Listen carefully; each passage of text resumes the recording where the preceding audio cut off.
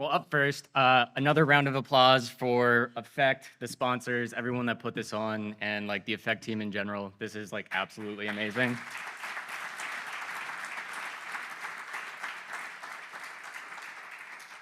And then two other special shout outs, one to Morella for wrangling Michael and Johannes and the rest of the team and getting this organized and dealing with their shenanigans. She's amazing.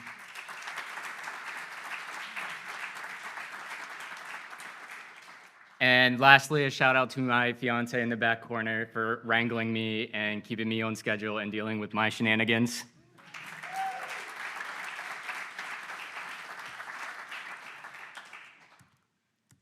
Okay, so where was I a year ago today? I was not here. I was not using Effect yet, but I was muted by Michael Arnaldi on Twitter. Well, how the turntables.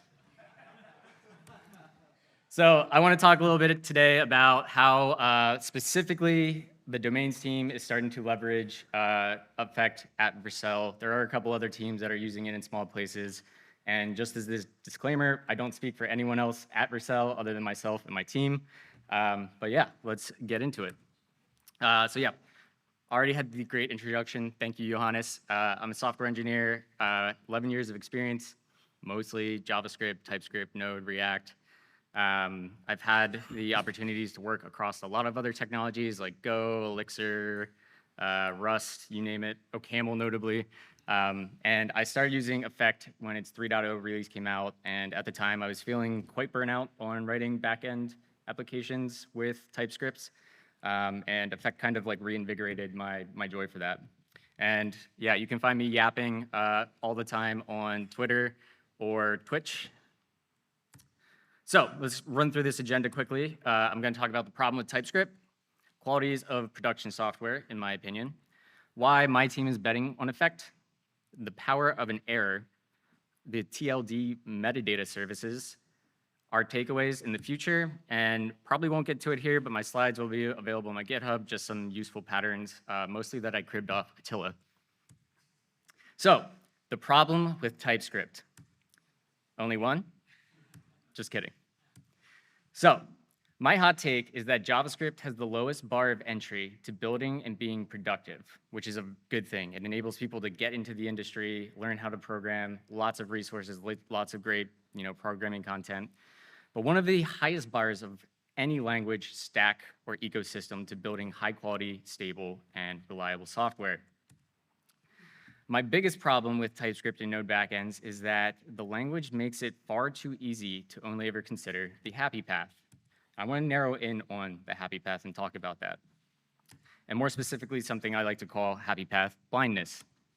So let's imagine I am writing this code, fetch a domain by name for a user, and I'm writing this code for like an internal admin tool that our CSE team just needs to quickly get data and triage some stuff, right?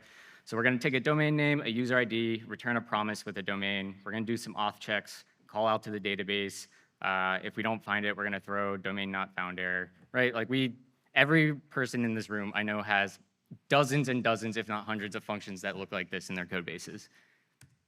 However, what happens if auth.check throws? Does it throw? Can it throw? If it does throw, can it throw more than one kind of error? What about db.query? Can we retry on any of these errors? Is it safe to consider it idempotent? If we do need to retry, are there rate limits we need to worry about? Do we have to worry about the thundering herd problem? Do we need to consider exponential backoffs? How should we communicate errors to callers and also other devs? And probably most importantly, if it's customer-facing code, how do we communicate that error to the user? Should we pass through the errors? All of them? Should we wrap them with our own custom error and enrich it with information? So thinking about that code, probably me 6 months ago, I'll just deal with the errors in the calling code.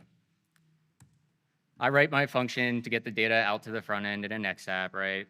And I think to myself, I know this code works safely for my use case. Catching the error at the route level will be fine. Turn it into a 500, whatever, it doesn't matter. And then we get the new developer on the team. I need a function to fetch a domain. This function looks useful. I'm sure it's safe to use. Import from libdomains. and then it propagates across the code base, and under the covers, it's actually quite unsafe to use that really anywhere that is outside that very small use case of like that back office admin endpoint where like it doesn't matter if we have a 500, right? So the problems with TypeScript. Remember I was just kidding? Only kinda. So some extra honorable mentions. Errors are typed as unknown. If I could like get down on my hands and knees and beg the TypeScript team for one feature, it would allow types to propagate through the catch statement. So let's pretend we have a get DNS records function, right? Returns an array of DNS records. And under the covers, that can throw 3 errors, right? Propagation delay error, DNS zone not found, invalid DNS zone. However, like when calling code calls that, the error is typed as unknown. We lose all of that semantic information. And when you're just looking at the type of a function without diving into the implementation, like you have no idea if that code throws, how it throws, when it's gonna throw, what it's gonna throw. So that's like my biggest gripe with TypeScript without a doubt. So the next one is function coloring. Put your hand up if you know what function coloring is. Okay, great. If you don't know what function coloring is, here's gonna be a brief illustrated tutorial. So we have function A, function B, function C, function D, function E, and async function F. Notice the purple hand going in. The purple hand goes in, and suddenly everyone turns purple. That is function coloring. The moment you have to introduce an async function into your call stack, everything above it in the call stack also has to become asynchronous. Anthony Fu, who's a notable member of the TypeScript and web dev community. He's on the Vite team.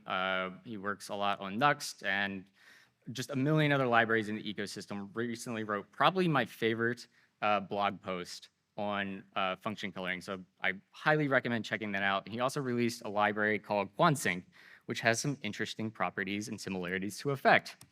So if we look at this in QuanSync, we're using the yield star syntax, and basically it's a way to avoid this function coloring problem, right? In effect, we can treat all code as synchronous. We don't have to think about 2 different paths of this is the async path, this is the sync path. We can just yield an effect, and we know because it's lazy and how it's interpreted at runtime that it's gonna be handled for us. It abstracts that complexity away from us. Likewise with QuanSync. So the next honorable mention of problems is a fragmented ecosystem. So we don't have our version of Rails, Laravel, Spring Boot, whatever you want to name it from other ecosystems. All of our libraries and packages, despite having thousands, if not hundreds of thousands of very high quality TypeScript NPM packages, none of them were designed together or with each other in mind. So they don't mesh well together in harmony. In large code bases, this can result in reinventing the wheel many times over, generally poorly, or just bringing in tons of different packages to handle these same problems across the entire code base or different teams. Cindersaurus is carrying the entire ecosystem in his backpack. And if you've worked with enough distributed systems in TypeScript, you were absolutely using his libraries. So shout out Cinder. So I also want to talk about qualities of production software, at least in my opinion. And Attila, I swear I didn't steal your slide, but this is going to look pretty much identical. I think qualities of production software are that it's predictable, observable, refactorable, testable, intuitive, and scalable. And stepping back to these, what do I mean, right? So to be predictable, I want to be able to have consistent operation, error handling, and recovering. Like I want to know how my application is going to run. I want to know how it's going to fail. I want to know what it's going to do when it fails in a state that we can't continue like operation from. I want it to be observable. So like if I do get paged by PagerDuty at 2 in the morning, when I go to dive into the Datadog logs, I can quickly isolate where the problem is and triage that. I want it to be refactorable. I want it to be easy to add features, read existing code, and make modifications. One thing I really love about Effect that I don't think is intuitive at first glance is that once you start writing Effect, all your Effect code looks the same. I called this out at the Effect Days talk, or the Effect talk in San Francisco, but like every single one of the speakers there had effect code. And even throughout this conference, like you see the same like 3 patterns, and it's just like building with Legos. So I want it to be testable, and I mean meaningful tests, and I want them to be easy to implement and don't feel like a chore. When you're working generally in TypeScript and using jest and using like either implicit mocks or import path mocks, like it is a nightmare, and you and generally in a lot of instances end up testing your ability to write mock implementations and get your file paths right. Also intuitive. I want my abstractions, frameworks, and libraries and code to naturally guide my developers to simple abstractions and doing the right thing. I want to make doing the right thing easy and reduce as much friction to doing that as possible. And finally, I want it to be scalable, and not just like on an architectural tech level. I think more importantly, I want it to be scalable on a team and organization level. So these traits, properties, and qualities are deceivingly hard to achieve in TypeScript, especially as code bases and engineering orgs scale. Teams and organizations require a high degree of discipline to scale TypeScript in these settings. And unfortunately, discipline on its own does not scale. So why should you listen to me other than the fact that I stole Attila's slide?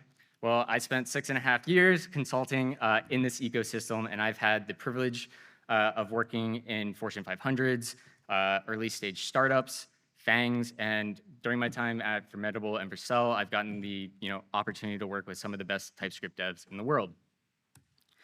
And regardless of organization and team size, the skill level of engineers or the type of product being built, I have not seen TypeScript scale in a maintainable way at the people and process level. So why is my team at Vercel on domains betting on effect? Well, the too long didn't read is it makes doing the hard, tedious, and error-prone tasks that require discipline easy, natural, first class, and in my opinion, fun.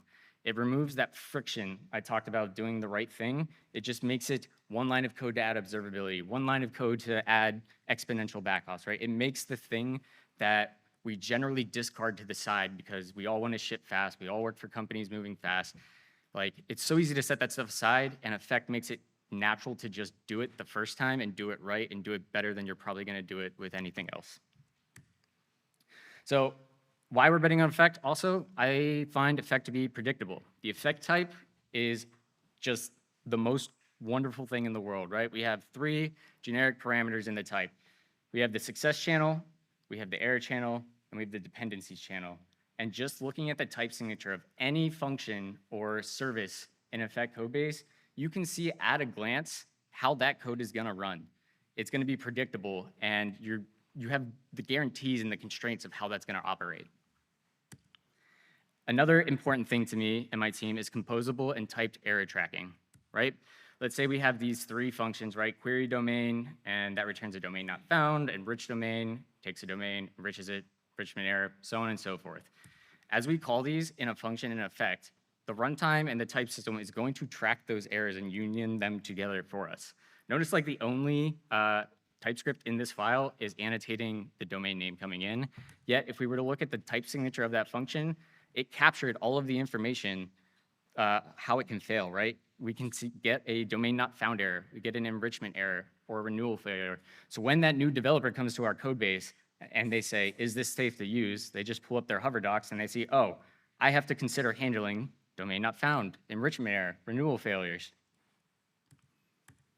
So the other part is dependency injection, right? So taking a simple example, this process upstream registrar TLD, we get a TLD like .com. We're going to yield our registrar client, yield our DynamoDB client, and our price catch. We're going to call out to the upstream registrar, get the metadata, and we're going to persist it and also persist it in Redis, right?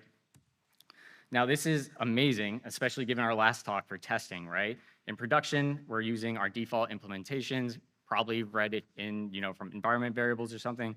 However, in our test environment, we just swap it out, and let's say we want, to use local stack for DynamoDB and an in-memory version of Redis rather than the actual implementation. It just makes it like that easy to switch things out and test.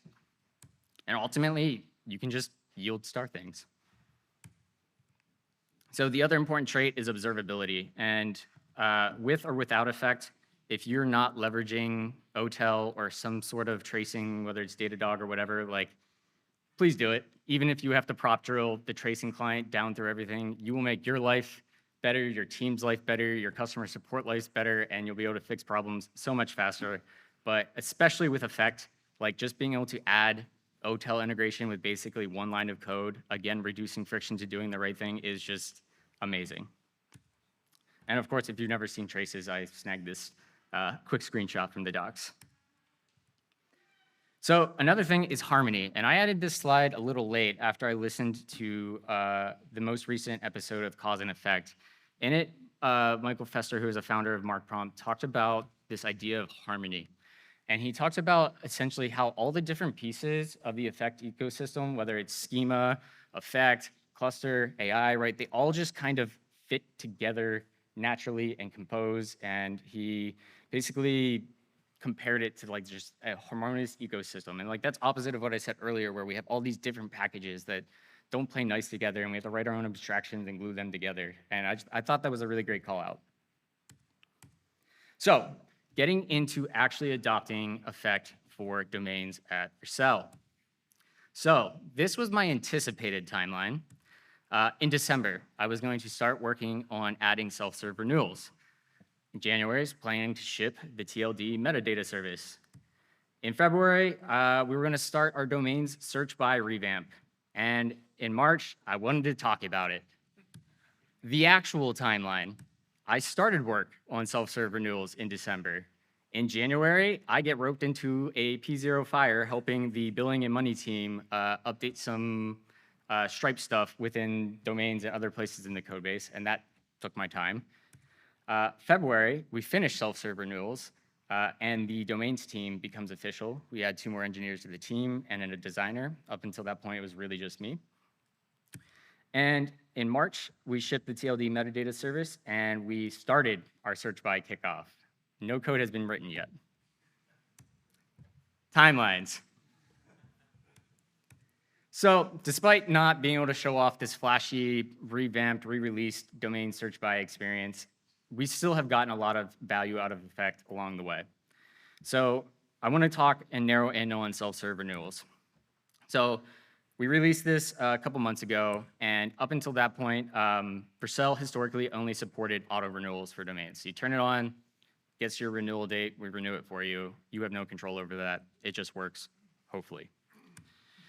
The domains product area had the second highest amount of customer support engineering tickets month over month, with the majority resulting from renewal issues. And in our renewal flow, we had 3 types of errors throughout the code base, or throughout that part of the code. We had an API error, which is weird because it was an internal service that had no network calls. We had a Stripe payment error, and we had a Stripe payment method error. So enter data.tagged error. In domains, this was the first piece of Effect that came into our code base, and it has proved to be incredibly invaluable. In fact, there are other teams using data.tagged error without the other parts of Effect, copying patterns we've done. So if you don't know about tagged errors, I'm not going to dive into this, but I assume most of you know, but it allows you to put a discriminator on your error and helps with type tracking and discriminating errors once you have like a union of them that bubble up, right? So as part of extracting our renewal code from the auto renewal cron, shout out Sebastian, he paid me to say that, we audited our errors and introduced never throw and affects data.tagged error. We ended up using never throw just because that's already being kind of used widely throughout Vercel, and it was kind of just the least amount of friction to start using parts of Effect. So this resulted in a dramatic reduction in CSE tickets. It empowered our customers to renew domains on their own timeline. It improved our ability to fix bugs because we have better telemetry, tracing, and observability. And we now have 17 distinct error types in this code, each with its own context, user-facing error messages, internal error messages, constraints, and retriability. So we went from the 3 errors to this entire list, each that have their own unique constraints. Like maybe we can retry on some of these. Maybe these are catastrophic and we need to like page somebody. Maybe some of these errors we have to refund the customer. Like maybe we've already charged them and we hit something after that and we have to roll back that charge, right? This is like the real reality of production software. Like it's so easy, like I said earlier, to put on blinders, only think about the happy path, have 3 errors, when in reality, this is what production software looks like. It's complicated, it's messy, and it's hard to manage. So one other thing I want to shout out is a blog post from Wix Engineering, something I like just truly love. They laid out what a good error looks like, and I love this. I use this not only for customer-facing errors, but also internal logs, right? Say what happened, provide reassurance, give them a way out, help them fix it. Without taking the time to consider every one of those 17 errors, we can't give this kind of fidelity to our users, right? We have like these kind of generic high-level things, and maybe we can do some suggestions, but now when these errors bubble up to our users, we can give them really clear paths forward, right? So yeah, I love this. So let's talk about the TLD metadata services. So the problem, our TLD portfolio, which for anyone that doesn't know, TLD, it's like .com, .net, .ai, .dev. Each TLD's metadata and their prices have historically been managed via private NPM package and like various one-off JSON files that includes like pricing and stuff. Like it's hard to work with, or was hard to work with. Making changes to any of the metadata, whether that's like the renewal window or pricing again, required redeploying dozens of services after publishing that package across both of our giant TypeScript monorepos. Metadata and pricing was scraped and derived from a combination of an Excel spreadsheet, which often had human-based data entry errors, and support web pages from our upstream registrar. Very error-prone. So the solution, and the first service we have running on Effect completely inside Vercel. Well, that's not necessarily true, but on domains. An Effect service that runs twice daily that syncs our entire TLD portfolio's prices and metadata.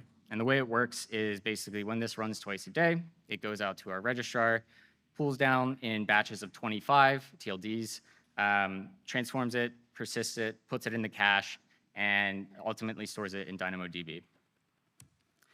TLD registries are often really unreliable, especially the ones that are just like some country code on some random island somewhere in the world. They're error-prone, but Effect allows us to handle these failures, inconsistencies, delays with surgical precision. We had to build this service in such a way that it's very network heavy, right? We're making tons and tons of requests for data, pricing, all the things to our upstream partner. And we needed to take in mind not impacting our rate limits across the rest of our services. So long story short, this is running now, it syncs our data twice a day. We're getting fresh data, we're getting fresh prices, passing that on to everyone at cost. So it's the foundation kind of what we need to rebuild the rest of domains. So some takeaways in the future. So let's talk about the good parts. Effect answers the most common problems we have at Vercel in our TypeScript monorepos, right? This is everything everyone's talked about today. It's so hard to scale. It takes discipline. Having 150 plus engineers working across hundreds of packages and services. You see, all of Cindersaurus's packages coming in, people writing their own things, doing retries. Maybe the retries are different over here and there. It's an answer to that. Once the foundation primitives are built, it is genuinely like building with Legos, and you are able to ship faster with much higher quality. It's easier to maintain, refactor, and I speculate, much like the most recent episode of Cause and Effect, and possibly unintuitively, it will make onboarding and being productive an easier process because the guardrails are there to guide you to do the right thing. And like a bunch of the other popular packages in the TypeScript ecosystem right now, like the type inference inside Effect is amazing, and you really don't find yourself fighting TypeScript with these really hard, complex application level generic types. Like you just think type first, build your service, and plug and play. And obviously, like my favorite part, the OTel integration is hands down amazing. And also, an unexpected thing I did not anticipate enjoying as much as I have, thank you, Julio, is schema. Yeah.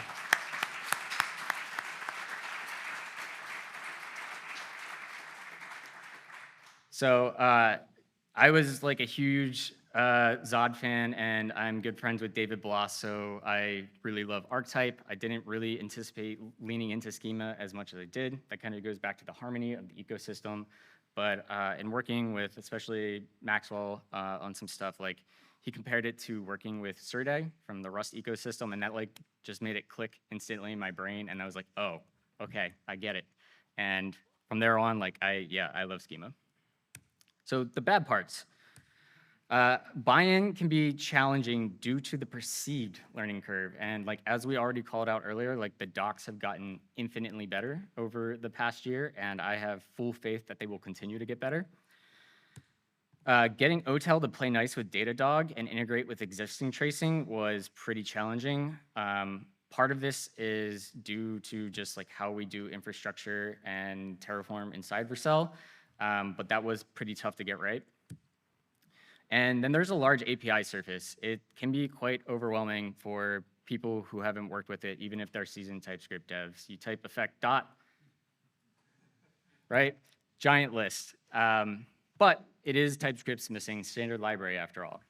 And when the APIs aren't documented, I've found that I have to rely on the effect team or Discord, and at the moment, AI currently struggles with effect.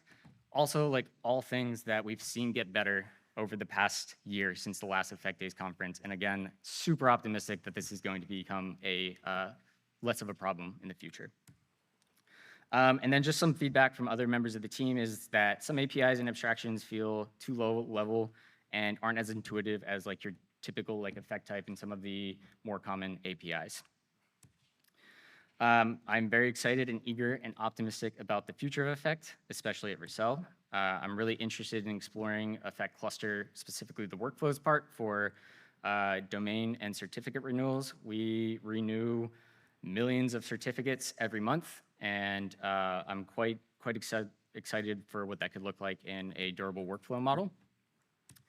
I'm hoping to start an internal lunch and learn and advocating more broadly for Effect's adoption, especially as we start putting out more production services with it.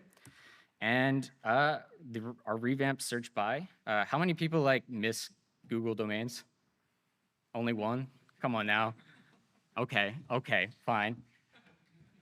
We're really looking to fill that gap of just like making domains easy to buy, getting out of your way, making it cheap, and just like building a good experience. And that's all gonna be powered by Effect, and that should hopefully be coming in the next few months with lower prices. So look out for that. So yeah, thank you.